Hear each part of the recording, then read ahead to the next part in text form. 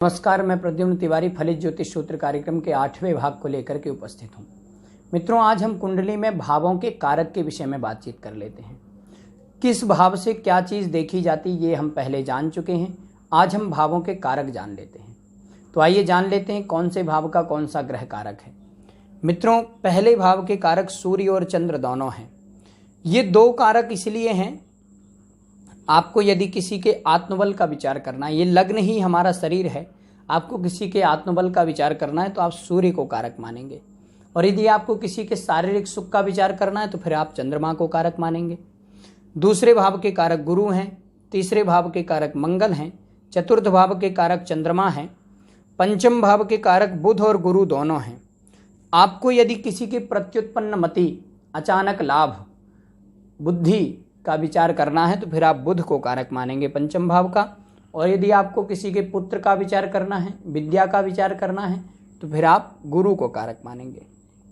उसके बाद में षष्ठ भाव के कारक मंगल और शनि हैं।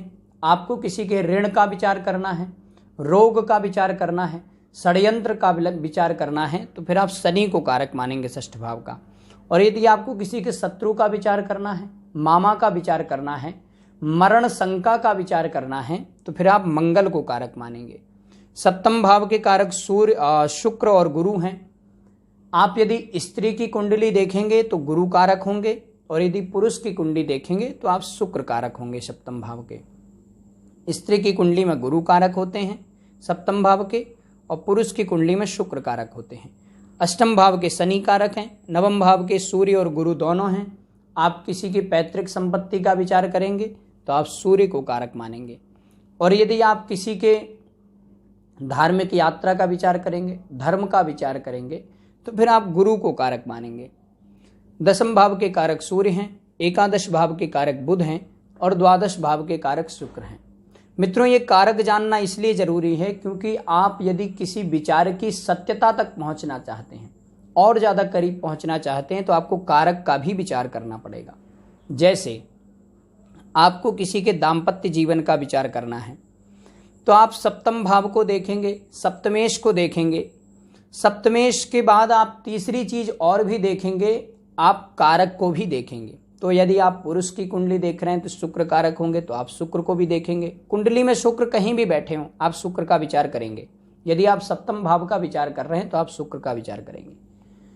यदि आप स्त्री की कुंडली देख रहे हैं तो आप गुरु का भी विचार करेंगे। इसी प्रकार से यदि आप किसी के रोग, रिपु, ऋण का विचार कर रहे हैं तो आप षष्ठ भाव को देखेंगे। षष्ठ भाव में बैठे हुए ग्रहों को भी देखेंगे। उसके बाद में षष्ठ भाव के अधिपति को देखेंगे। तीसरी चीज और भी देखेंगे, षष्ठ भाव के कारक को भी देखेंगे। यदि आप किसी के ऋण का विचार कर रहे हैं, किसी के षड्यंत्रों का विचार कर रहे हैं, रोग का विचार कर रहे हैं तो फिर आप शनि को देखेंगे। यदि आप किसी के शत्रुओं का विचार कर रहे हैं, मरण शंका का विचार कर रहे हैं, मामा का विचार कर रहे हैं तो फिर आप मंगल को देखेंगे। इसी प्रकार से पंचम भाव में यदि आप किसी के पुत्र का विचार कर रहे हैं तो फिर आप पंचम भाव को देखेंगे, पंचमेश को देखेंगे, पंचम भाव के अधिपति।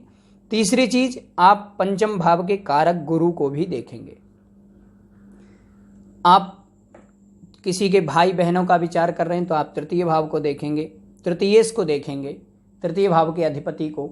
उसके बाद में आप तृतीय भाव के कारक मंगल को भी देखेंगे। कुंडली में मंगल कहीं भी बैठे हों आप मंगल का विचार करेंगे।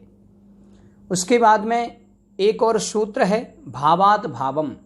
भावात भावम सूत्र के अनुसार आप जिस भाव से जिस चीज का विचार करते हैं उस भाव से उतनी ही दूरी पर जाकर के उस चीज का विचार आपको उस भाव से भी करना है। जैसे लग्न से द्वितीय भाव से आप वाणी का विचार करते हैं, आपको किसी के वाणी का विचार करना है तो आप लग्न से द्वितीय जाते हैं, तो द्वितीय से भी द्वितीय जाकर के वाणी का विचार करना है। यानी द्वितीय भाव से वाणी का विचार करना और द्वितीय से द्वितीय यानी तृतीय से भी वाणी का विचार करना है। उसके बाद में आप चतुर्थ भाव से माता का विचार करते हैं, भूमि, भवन, संपत्ति का विचार करते हैं तो चतुर्थ भाव से तो करना ही है। साथ में चतुर्थ भाव से चतुर्थ भाव में जाकर के भी यहाँ से भी आप भूमि, भवन, संपत्ति और माता का विचार करेंगे। सप्तम भाव से आप एकादश भाव से लाभ का विचार करते हैं तो लाभ से लाभ एकादश में जाकर के आप यहां से भी लाभ का विचार करेंगे। एकादश से तो लाभ का विचार करते ही हैं, लाभ से लाभ में जाकर के भी यहाँ से भी आप लाभ का विचार करेंगे। इसी प्रकार से यदि आप किसी के पंचम भाव से आप पुत्र का विचार करते हैं, लग्न से पंचम पुत्र का विचार होगा, तो पंचम से भी पंचम जाकर के यहाँ नवम भाव से भी पुत्र का विचार होगा। ये एकदम सरल है। जैसे आप यहाँ से अष्टम भाव से मृत्यु का विचार करते हैं, आयु का विचार करते हैं, तो अष्टम से अष्टम जाकर के भी यहाँ से भी आयु का विचार करेंगे। एकदम सरल है। आज इतना ही। नमस्कार।